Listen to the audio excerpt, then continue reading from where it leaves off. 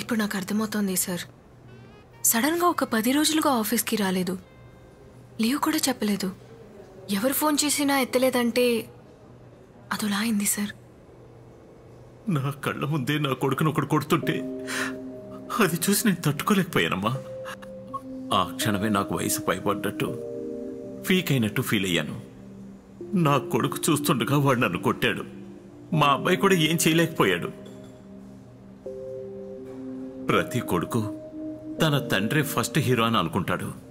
అదేవిధంగా ప్రతి తండ్రికి తన కొడుకే హీరో.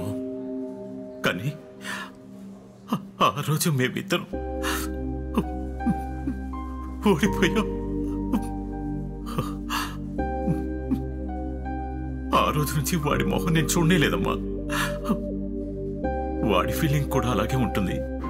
అందుకే ఓ 4 రోజులు తన ఫ్రెండ్ ఇంట్లో ఉండి వస్తానని చెప్పి వెళ్ళాడు. ఇంటికి మళ్ళీ రానే లేదు.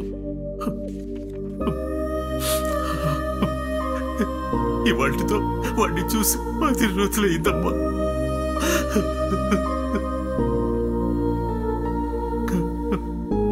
కానీ ఇప్పుడు అనిపిస్తోంది, ఆ రోజు మా అబ్బాయి వాడిని కొట్టుంటే నేనెంతో సంతోషపడేవాడిని. కానీ మా అబ్బాయిని నేను అలా పెంచలేదమ్మా. మీ నాన్న నాకు మంచి ఫ్రెండ్. ఆ రోజు నైట్ నీ అడ్రస్ కోసం పర్స్ తీసినప్పుడే నీ ఫ్యామిలీ ఫోటో చూశాను. అప్పుడే నువ్వు ఆయన కొడుకు అని నాకు తెలిసింది.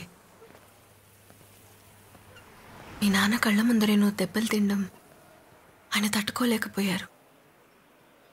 నువ్వు అతని కొట్టుంటే చాలా బాగుండేదని ఫీల్ అయ్యారు. అందుకే తప్పో రైటో అని చూడకుండా కొట్టమని చెప్పాను. మా నాన్న లేకుండా ఆ రోజు నేను ఒంటరిగా దెబ్బలు తినుంటే, మా నాన్న ఉంటే ఇది జరుగుండేది కాదని నాకు నేను చెప్పుకునేవాడిని. నేను లేకుండా మా నాన్న దెబ్బలు తినుంటే, నేనుంటే అలా జరుగుండేది కాదని మా నాన్న అనుకుని ఉండేవారు. కానీ ఆ రోజు నేను మా నాన్న దెబ్బలు తినేటప్పుడు నేను మా నాన్నని ఎంత మిస్ చేస్తానని అనుకోలేదు సుబి.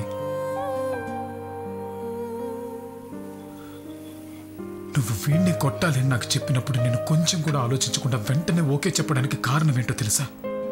వాడు మా నాన్నని కొట్టాడు కాబట్టి. నాకు నెక్స్ట్ డేనే తెలిసింది నువ్వు మా నాన్న ఆఫీస్లోనే పనిచేస్తున్నావని.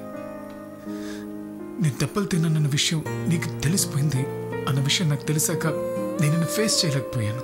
సిక్కేసింది సుబి. నేను అప్పుడే ఛాలెంజ్ చేసుకున్నాను, వాడిని కొట్టిన తర్వాతే నేను నీ ముందు నిలబడాలని.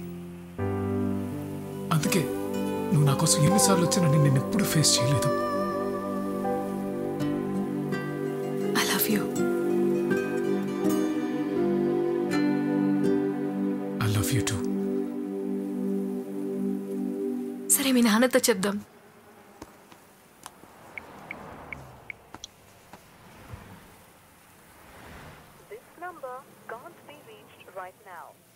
ఏమైంది? Not reachable. ఒలింపిక్స్ లో జస్ట్ లైక్ దట్ అన్నట్టు ఫైనల్ వరకు వచ్చి గోల్డ్ మెడల్ మిస్ చేసుకుని వెండి పథకంతో సరిపెట్టుకున్న అశ్విన్ తో ఎవరో ఒక వ్యక్తి గొడవపడి ఓడించినట్టుగా యూట్యూబ్ లో పెట్టిన వీడియో వల్ల అనేక సమస్యలు రేకెత్తాయి. దీని గురించి వివరించడానికి నేషనల్ స్పోర్ట్స్ ఫెడరేషన్ కి అశ్విన్ వస్తున్నారు.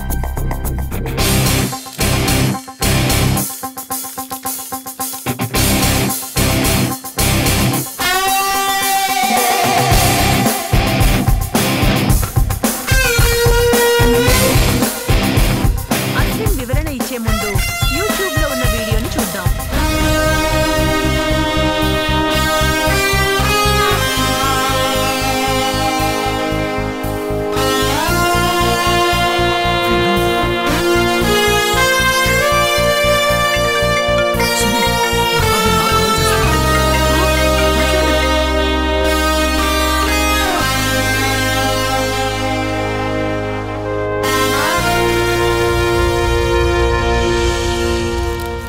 Good evening everybody.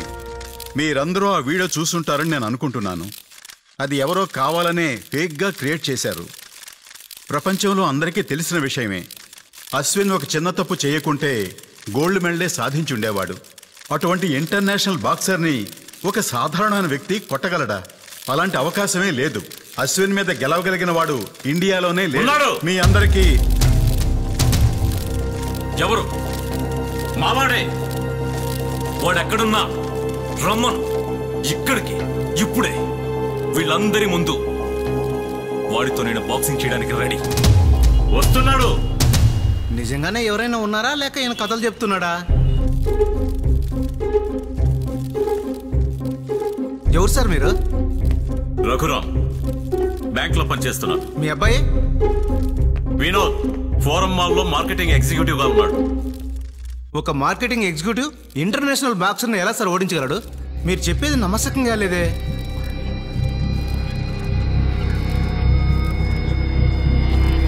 Without any evidence, how could we trust you, sir?